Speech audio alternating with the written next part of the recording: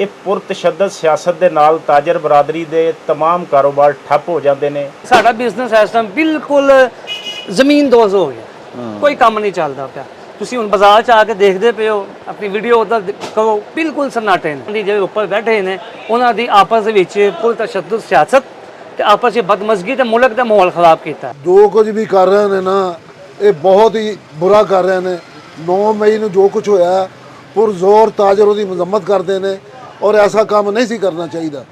ਇਹ ਮੁਲਕ ਦੁਸ਼ਮਣ ਪਾਰਟੀ ਹੈ, ਮੁਲਕ ਦੁਸ਼ਮਣ ਪਾਰਟੀ ਨਹੀਂ ਲੈਣੀ ਚਾਹੀਦੀ। ਮੀਡੀਆ ਸਭ ਤਵੱਜੋ ਦਿੰਦਾ ਪਿਆ ਉਸ ਪਾਸੇ, ਸਾਡੇ ਵੱਲ ਤਵੱਜੋ ਕਿਸੇ ਦੀ ਕੋਈ ਨਹੀਂ। ਤੁਹਾਡੀ ਮਿਹਰਬਾਨੀ ਹੈ, ਤੁਸੀਂ ਬਾਜ਼ਾਰਾਂ 'ਚ ਆ ਕੇ ਸਾਡਾ ਇਜ਼ਹਾਰ ਖਿਆਲ ਅੱਗੇ ਭਾਈ ਨਫਜ਼ਲ ਦਾ ਸਦਰ ਸਾਹਿਬ ਦਾ ਤੁਸੀਂ ਇਜ਼ਹਾਰ ਖਿਆਲ ਪੇਸ਼ ਕੀਤਾ। ਹੁਣ ਤੁਸੀਂ ਮੇਰੀ ਆਵਾਜ਼ ਪਹੁੰਚਾਉਂਦੇ ਪਏ ਹੋ। ਪਾਕਿਸਤਾਨ ਦੀ ਫੌਜ ਸਾਡੇ ਲਈ ਪਾਕਿਸਤਾਨ ਦੀ ਰੀੜ੍ਹ ਦੀ ਹੱਡੀ ਹੈ। ਅਗਰ ਪਾਕਿਸਤਾਨ ਦੀ ਫੌਜ ਨਹੀਂ ਹੋਏਗੀ ਤੇ ਪਾਕਿਸਤਾਨ ਨਹੀਂ ਹੋਏਗਾ, ਔਰ ਪਾਕਿਸਤਾਨ ਨਹੀਂ ਹੋਏਗਾ ਤੇ ਅਸੀਂ ਸਾਰੇ ਦੋਸਤ ਵੀ ਨਹੀਂ ਹੋਵਾਂਗੇ। ਅੱਜ ਮੁਲਕ ਬੰਦ ਹੋਣਾ ਸੀ, ਉਸ ਤੋਂ ਬਾਅਦ ਜੇਲ੍ਹਾਂ ਬੰਦ ਹੋਣਾ ਸੀ। ਜੇਲ੍ਹਾਂ ਬੰਦ ਹੋ ਗਿਆ, ਸਮਝੋ ਸਾਡਾ ਇਸਲਾਮਾਬਾਦ ਤੱਕ ਰਾਬਤਾ ਖਤਮ। ਮੁਲਕ ਬੰਦ ਹੋਇਆ, ਸਮਝੋ ਸਾਡਾ ਨਾਲੋਵਾਲ ਸ਼ਕਲ ਲਾਹੌਰ ਦਾ ਰਾਬਤਾ ਖਤਮ। ਅਸੀਂ ਪੈਕ ਹੋ ਕੇ ਬਹਿ ਗਏ।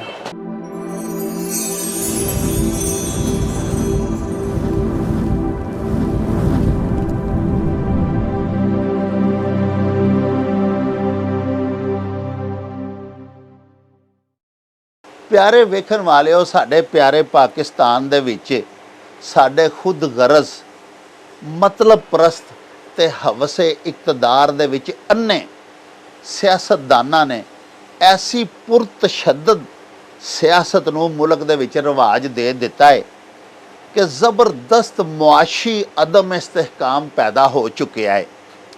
ये तो अपनी कुर्सी तो पे लड़ते हैं, ਜਦੋਂ कि गरीब सुबह तो लैके शाम तक रोटी की बुरकी वास्ते लड़ता है लेकिन वो पूरी नहीं पैंदी। प्यारिओ, अज असी यही सर्वे करन दे वास्ते अपने कुछ कारोबारी दोस्तों के कोल तुहानू नाल लैके जा रहे हैं।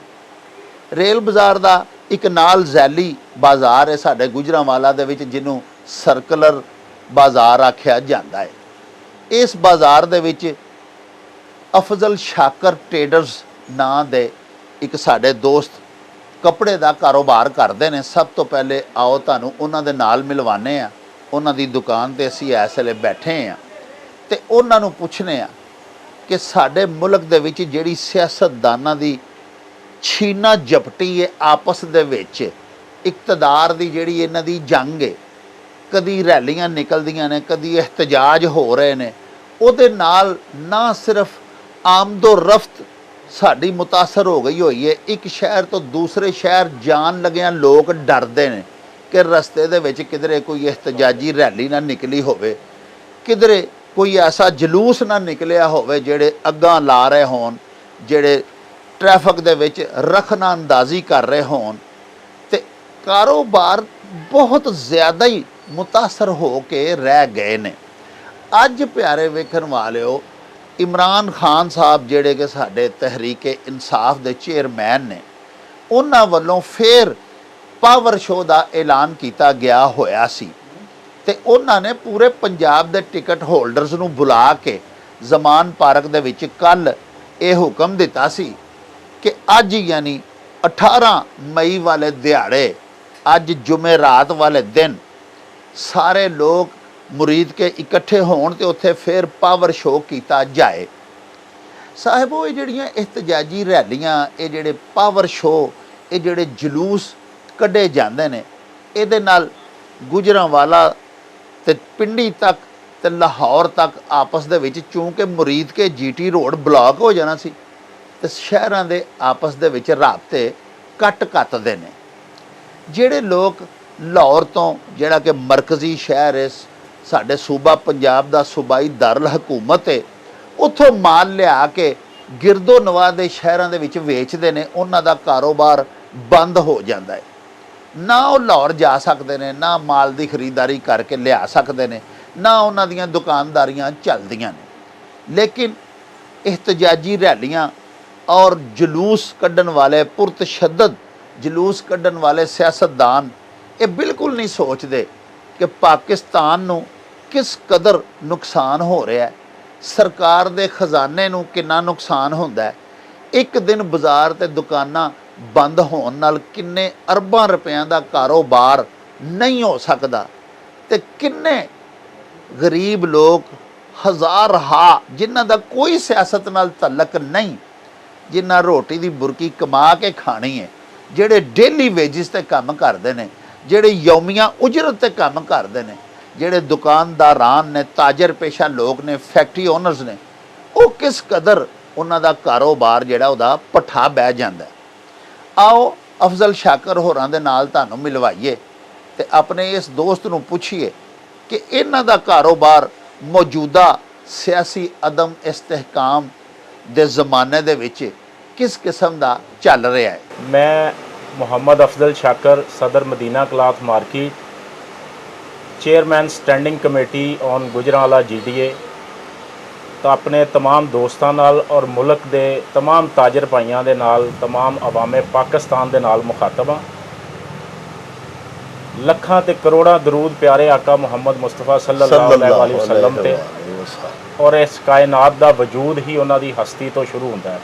अल्हम्दुलिल्लाह असी बतौर ताजर जितनी भी पाकिस्तान दी सियासी जमातां ने, असी उन्हां नाल एक भरपूर अपील करने आ कि ये पुरतशद्दद सियासत जिहड़ी है, इहदा कोई ताजर बरादरी दे नाल कोई तल्लक नहीं और कोई ताजर बरादरी इहनूं सपोर्ट नहीं करती। ये पुरतशद्दद सियासत दे नाल ताजर बरादरी दे तमाम कारोबार ठप हो जाते हैं। मजदूर जिहड़ा वो पिस गया, बिल्कुल पिस गया। हुकूमत दीयां पॉलिसियां अपने अपने मफादात वास्ते चल रही ने, जमातां अपना अपना मफाद सोच रही ने, जद कि आवाम नूं इहदे मुतल्लक कुछ भी नहीं दिता, रिलीफ नहीं दिता जा रहा। तमाम जमातां नूं खसूसन असी हुकूमत नूं ये जिहड़ा ना बावर कराना चाहते हैं कि अपनियां पॉलिसियां इस तरह दियां बनान जिहदे च आवाम नूं रिलीफ दिता जाए। आवाम जिहड़ा ना अपने रोज़गार तो, चुल्हे तो, बिजली दे बिल तो, गैस दे बिल तो और राशन पानी तो ही आवाम बाहर नहीं निकल पा रही जी। लोगों का अपना घर का राशन और अपने बिजली दे बिल, यूटिलिटी बिल जड़े ने वो देने मुश्किल हो गए ने। लोग जड़ा ना मजबूर हो गए ने जड़ा ना फाके करन ते। तमाम जमातां दूसरे मुल्कां दे विच जिहड़ी सियासत करदियां ने, उत्थे एक मंशूर दिता जाता है। हर जमात अपना अपना मंशूर पेश करदी है कि असी यह मंशूर के तहत इलैक्शन लड़ रहे हैं। अगर उहदे ते अमल दरामद नहीं करती, अगों उत्थों की आवाम उन्होंने मुंतखब नहीं करती जी। साडे मुल्क च एक ऐसी बदकिस्मती है कि जिहड़ी भी जमात उन्होंने अपना मंशूर बजाए देन दे, वो जड़ा ना सड़कों के उत्ते निकल के रोड ब्लॉक कर और कारोबारी हालात नूं ठप करके अपनी सियासत नूं चमकाउण दी कोशिश करते हैं। असी ये तमाम सियासत नूं जड़ा ना बिल्कुल रद्द करने आ ताजर बरादरी, और तमाम सियासी जमातां नूं असी ये बावर कराने आ कि खुदारा पाकिस्तान दा ख्याल किया जाए, मुल्क दा ख्याल किया जाए। मुल्क है तो असी सारे हाँ, अगर मुल्क नहीं तो असी कोई भी बेड़ा ना, बिल्कुल असी सारे फारग हाँ। मुल्क वास्ते जो भी जमात अपना किरदार अदा करना चाहती है, उन्होंने तशद्दद दी सियासत तो बालातर होकर अपना किरदार अदा करे और ताजर बरादरी का ख्याल करे। अगर ताजर बरादरी मजबूत होएगी तो मुल्क मजबूत होएगा। अगर ताजर बरादरी मजबूत नहीं होएगी, मुल्क की मुआशी सूरत हाल मजबूत नहीं रह सकती।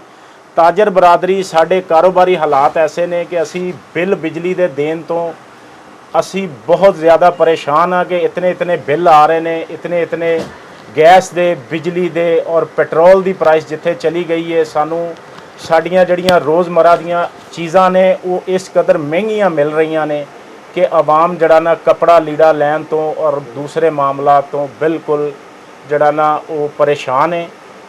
सिर्फ और सिर्फ अपने कारोबार का चूल्हा चलाने लिए राशन पानी की हर बंदा कोशिश कर रहा है और ये ते ही हर बंदे का फोकस होकर रह गया है।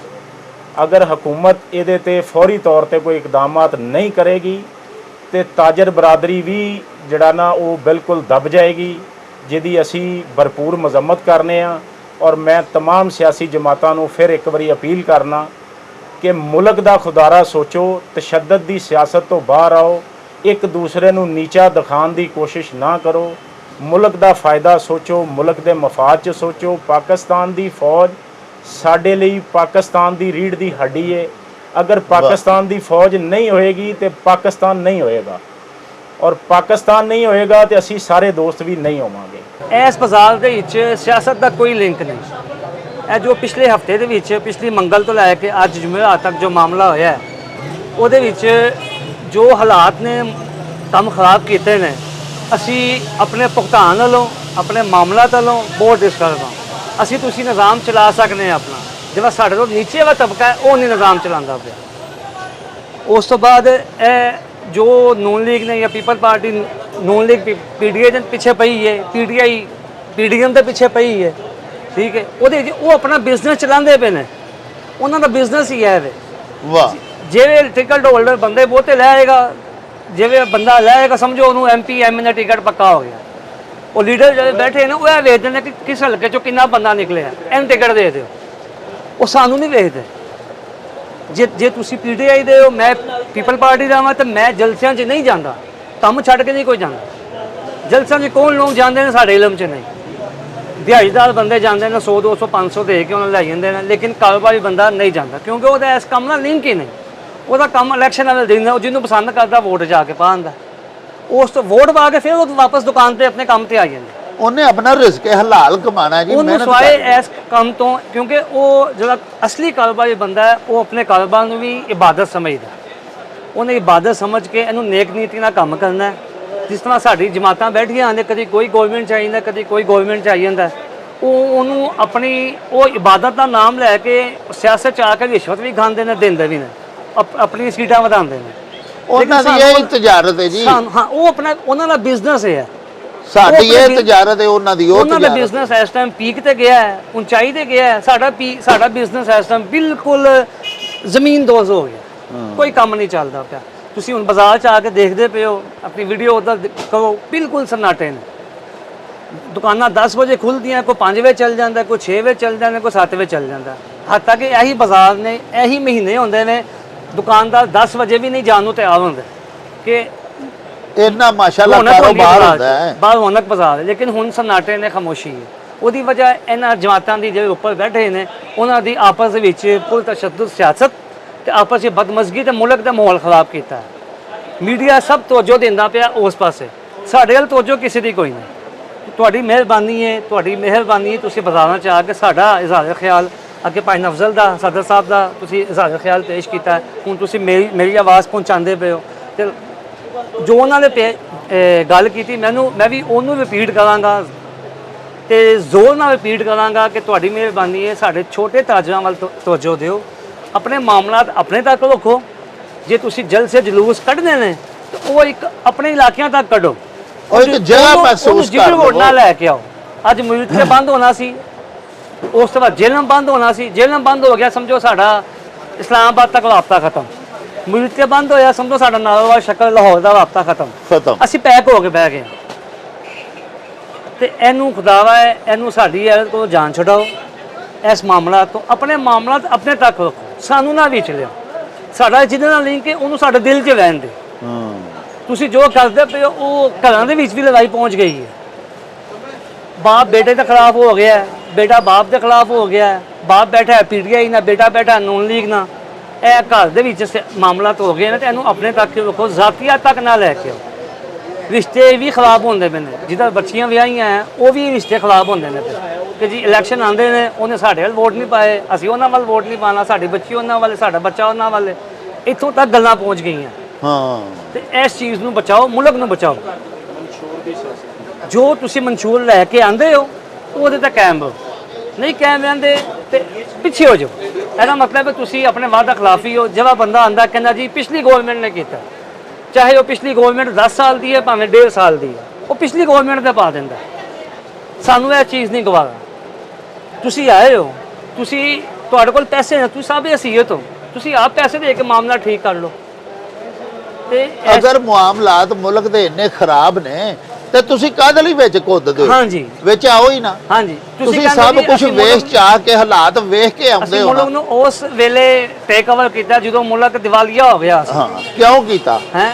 ਦਿਵਾਲੀ ਤੇ ਜਿਨ੍ਹਾਂ ਨੇ ਟੇਕ ਓਵਰ ਕੀਤਾ ਹੈ ਉਹ ਵੀ ਤਾਂ ਗਵਰਨਮੈਂਟ ਕਰ ਚੁੱਕੇ ਨੇ। ਹਾਂ, ਤੇ ਜਿਨ੍ਹਾਂ ਕੋਲ ਲਿਆ ਹੈ, ਉਹ ਮਜ਼ੀਦ ਖਾ ਗਏ, ਅੱਗੋਂ ਤੁਸੀਂ ਮਜ਼ੀਦ ਖਾਂਦੇ ਪਏ ਹੋ। ਹਾਂ ਆਵਾਮ ਦਾ ਕੀ ਕਸੂਰ? ਆਵਾਮ ਤੇ ਪਿਸਦੀ ਪਈ ਹੈ ਪਹਿਲੋਂ ਵੀ ਤਾਂ ਹੁਣ ਵੀ। ਹਾਂ ਆਵਾਮ ਨੂੰ ਬਚਾਓ, ਜਿਸ ਇਦਾਰੇ ਦਾ ਜੋ ਕੰਮ ਹੈ ਉਹ ਆਪਣੇ ਹਦੂਦ 'ਚ ਰਹਿ ਕੇ ਕੰਮ ਕਰੇ।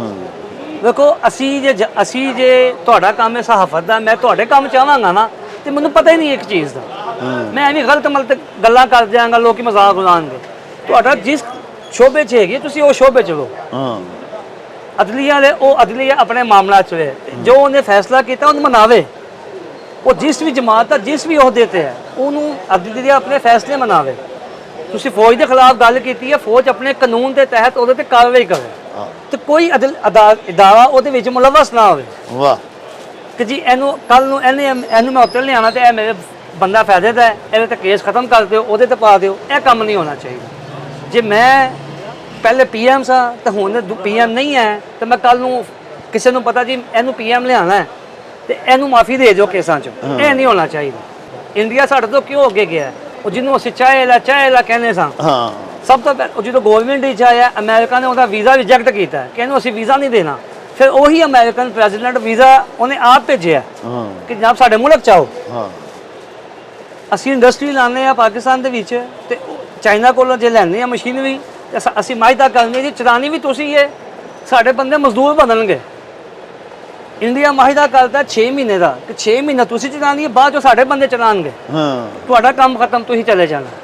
ਉਹ ਇਸ ਵਜ੍ਹਾ ਤੋਂ ਅੱਗੇ ਤਰੱਕੀ ਕਰਦਾ ਪਿਆ। ਹਾਂ ਅਸੀਂ 2018-17 ਚ ਇੰਪੋਰਟ ਕੀਤਾ ਆਪਣੀ ਆਈਟਮਾਂ, ਉਸ ਤੋਂ ਬਾਅਦ ਅਸੀਂ ਇੰਪੋਰਟ ਕਰਨ ਜੋਗੇ ਰਹੇ ਨੇ ਕਿਉਂਕਿ ਸਾਨੂੰ ਡਿਊਟੀਆਂ ਡਬਲ 100%।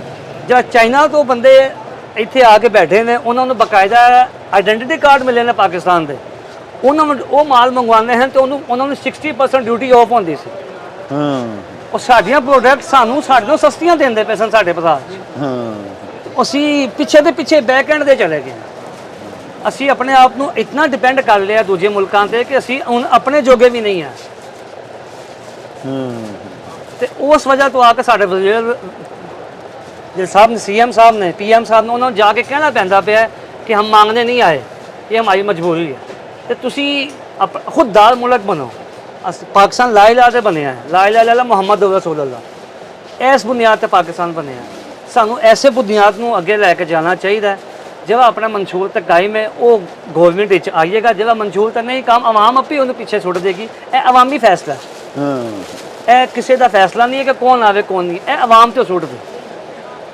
ਲਿਹਾਜ਼ਾ ਮੈਂ ਮਜ਼ੀਦ ਤਕੀਦ ਕਰਾਂਗਾ ਆਪਣੀ ਗਵਰਨਮੈਂਟ ਨੂੰ, ਆਪਣੇ ਇਦਾਰਿਆਂ ਨੂੰ, ਤੇ ਤੁਹਾਡਾ ਸ਼ੁਕਰੀਆ ਅਦਾ ਕਰਾਂਗਾ ਕਿ ਤੁਸੀਂ ਸਾਡਾ ਮੌਕਫ, ਸਾਡੀ ਮਾਰਕੀਟ ਦਾ ਮੌਕਫ ਇਸ ਜੋ ਮਾਮਲਾ ਚੱਲਦੇ ਪਏ ਨੇ ਅੱਗੇ ਪੇਸ਼ ਕੀਤਾ। ਤੇ ਉਮੀਦ ਹੈ ਇਹ ਗੱਲਾਂ ਜਿੱਥੇ ਤੱਕ ਪਹੁੰਚਣਗੀਆਂ ਭਾਈ ਨਫਜ਼ਲ ਦੀਆਂ, ਸਦਰ ਸਾਹਿਬ ਦੀਆਂ, ਮੇਰੀਆਂ ਗੱਲਾਂ ਜਿੱਥੇ ਪਹੁੰਚਣਗੀਆਂ, ਉਮੀਦ ਹੈ ਉਹ ਇਹਦੇ ਤੇ ਨੋਟਿਸ ਲੈਣਗੇ ਤੇ ਸਾਨੂੰ ਆਪਣੇ ਇਸ ਮਾਮਲਾ 'ਚੋਂ ਕੱਢਣਗੇ ਤੇ ਆਪਣੇ ਮਾਮਲਾ ਆਪਣੀ ਬੈਠਕ 'ਚ ਬਹਿ ਕੇ ਹੱਲ ਕਰਨਗੇ। ਪਿਆਰੇ ਵੇਖਣ ਵਾਲਿਓ, ਜਿਸ ਤਰ੍ਹਾਂ ਕਿ ਅਸੀਂ ਤੁਹਾਨੂੰ ਪਹਿਲੇ ਦੱਸਿਆ ਕਿ ਪੂਰੇ ਪਾਕਿਸਤਾਨ ਦੇ ਵਿੱਚ, ਸਾਡੇ ਪਿਆਰੇ ਦੇਸ਼ ਦੇ ਵਿੱਚ ਕਿਸੇ ਦਾ ਕਾਰੋਬਾਰ ਨਹੀਂ ਪਿਆ ਚੱਲਦਾ।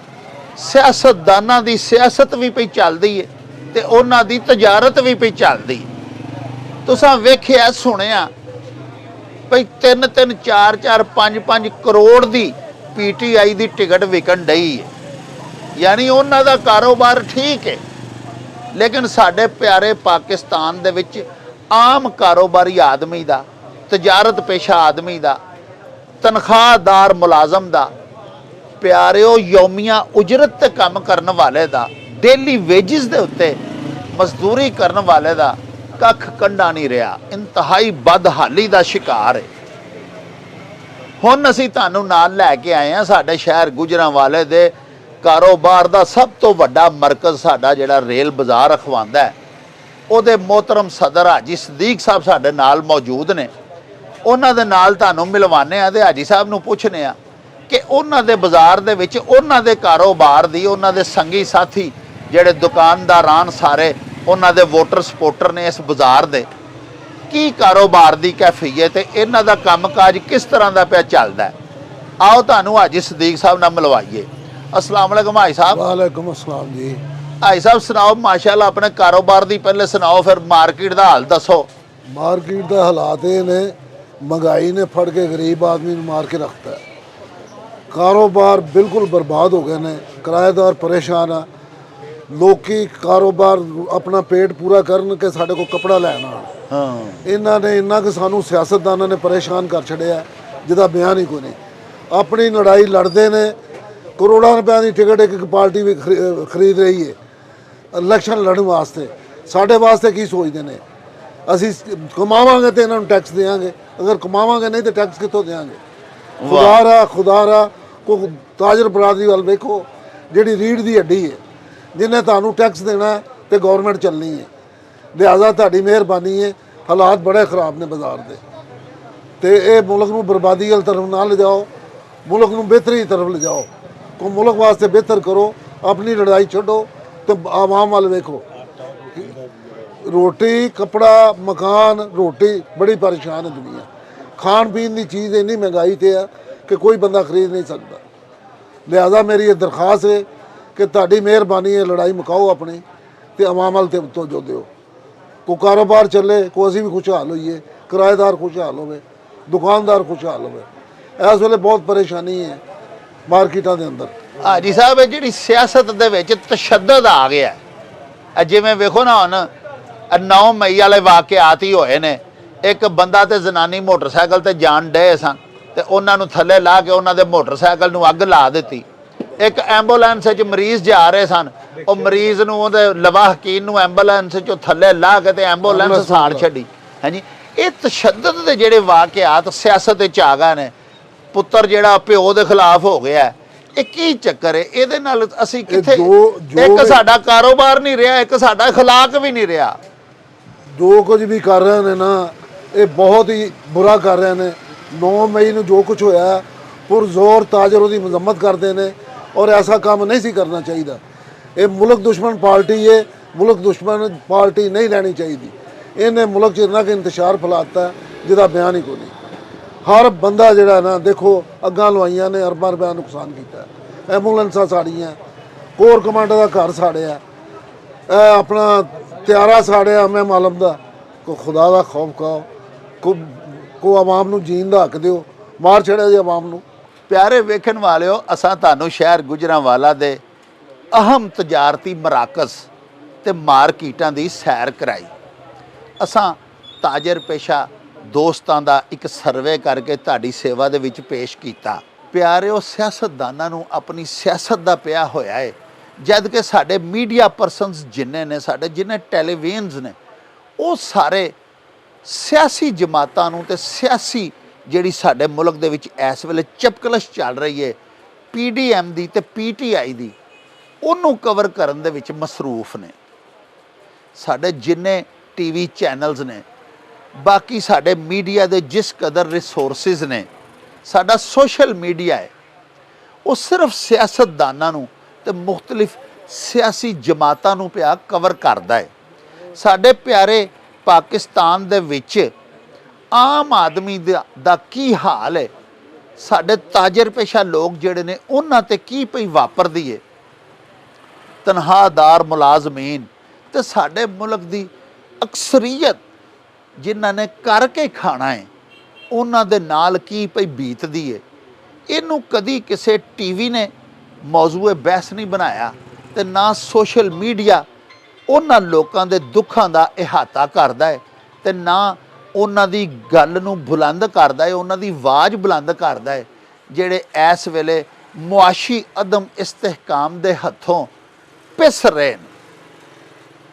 ਸਾਹਿਬੋ, ਅਸਾਂ ਇਸ ਵਾਸਤੇ ਆਪਣੇ ਸ਼ਹਿਰ ਦੇ ਤਾਜਰਾਂ ਦੀ, ਆਪਣੇ ਸ਼ਹਿਰ ਦੇ ਕਾਰੋਬਾਰੀ ਦੋਸਤਾਂ ਦੀ ਆਵਾਜ਼ ਹੁਕਮਰਾਨਾਂ ਤੱਕ ਪਹੁੰਚਾਉਣ ਦਾ ਅੱਜ ਸਰਬੰਦ ਕੀਤਾ ਕਿ ਸ਼ਾਇਦ ਸਾਡੇ ਬਾ ਇਕਤਦਾਰ ਲੋਕਾਂ ਨੂੰ ਖੁਦਾ ਦਾ ਖੌਫ ਆ ਜਾਵੇ ਤੇ ਉਹ ਸਾਡੇ ਆਮ ਕਾਰੋਬਾਰੀ ਤਬਕੇ ਦੇ ਉੱਤੇ ਵੀ ਰਹਿਮ ਕਰਨ ਤੇ ਕੋਈ ਅਜਿਹੀਆਂ ਕਾਰੋਬਾਰੀ ਪਾਲਿਸੀਜ਼ ਬਣਾਉਣ, ਕੋਈ ਅਜਿਹੇ ਬਿਜ਼ਨਸ ਦੇ ਮਨਸੂਬੇ ਬਣਾਏ ਜਾਣ ਕਿ ਸਾਡੇ ਦੇਸ਼ ਦੇ ਵਿੱਚ ਕਾਰੋਬਾਰ ਵੀ ਚੱਲੇ, ਆਮ ਆਦਮੀ ਵੀ ਸੌਖਾ ਹੋਵੇ, ਉਹ ਵੀ ਬਾਇਜ਼ਤ ਤਰੀਕੇ ਦੇ ਨਾਲ ਰੱਜ ਕੇ ਰੋਟੀ ਕਮਾ ਕੇ ਖਾ ਸਕੇ।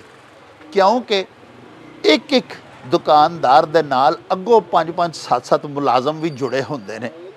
ਔਰ ਹੁਣ ਤੇ ਹਾਲਤ ਇਹ ਹੋ ਗਈ ਹੋਈ ਹੈ ਕਿ ਜਿਸ ਦੁਕਾਨ ਦੇ ਉੱਤੇ ਕਿਸੇ ਤਾਜਰ ਦੋਸਤ ਨੇ 5 ਬੰਦੇ ਮੁਲਾਜ਼ਮ ਰੱਖੇ ਹੋਏ ਸਨ, ਉਹਨੇ ਵਿੱਚੋਂ 3 ਕੱਢ ਛੱਡੇ ਨੇ, ਉਹ ਬੇਰੋਜ਼ਗਾਰ ਹੋ ਗਏ ਨੇ। 1-2 ਬੰਦਿਆਂ ਦੇ ਨਾਲ ਦੁਕਾਨ ਦਾ ਕੰਮ ਪਿਆ ਚਲਾਉਂਦਾ ਹੈ। ਅਕਸਰ ਤਾਜਰ ਦੋਸਤਾਂ ਨੇ ਇਹ ਵੀ ਸਾਨੂੰ ਦੱਸਿਆ ਕਿ ਸਵੇਰ ਤੋਂ ਸ਼ਾਮ ਤੱਕ ਕਈ ਦਿਹਾੜੇ ਐਸੇ ਹੁੰਦੇ ਨੇ ਕਿ ਬਹਿ ਕੇ ਦੁਕਾਨ ਤੇ ਘਰ ਟੁਰ ਜਾਈਦਾ ਔਰ ਬੋਹਣੀ ਤੱਕ ਨਹੀਂ ਹੁੰਦੀ।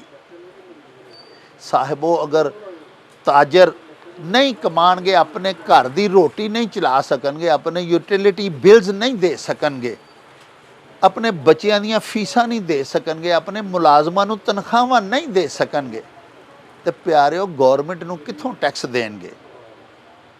ਤੇ ਮੁਲਕ ਦਾ ਕੀ ਹਾਲ ਹੋਏਗਾ ਜੇ ਖਜ਼ਾਨਾ ਖਾਲੀ ਹੋ ਗਿਆ? ਤੇ ਮਹਿੰਗਾਈ ਦੀ ਲਹਿਰ ਵੱਖਰਾ ਗਰੀਬ ਆਦਮੀ ਨੂੰ ਪਰੇਸ਼ਾਨ ਕੀਤਾ ਹੋਇਆ ਹੈ, ਜਦੋਂ ਕਿ ਪੁਰਤਸ਼ੱਦਦ ਸਿਆਸਤ ਕਰਨ ਵਾਲੇ ਸਿਆਸਤਦਾਨਾਂ ਨੇ ਅੰਦਰੂਨੇ ਮੁਲਕ ਵੀ ਤੇ ਬੈਰੂਨੇ ਮੁਲਕ ਵੀ ਪਾਕਿਸਤਾਨ ਦੀ ਇੰਤਹਾਈ ਤਹਿਕੀਰ ਕਰਕੇ ਰੱਖ ਦਿੱਤੀ ਹੈ।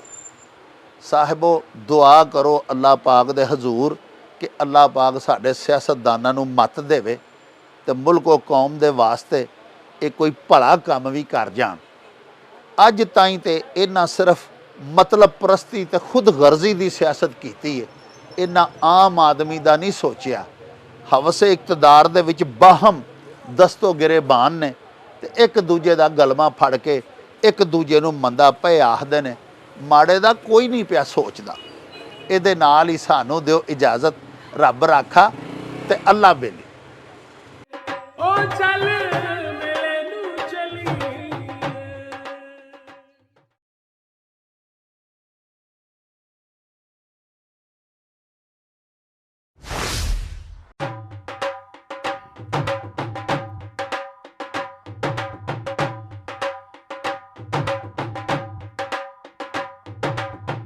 रौनक हो जाऊं चढ़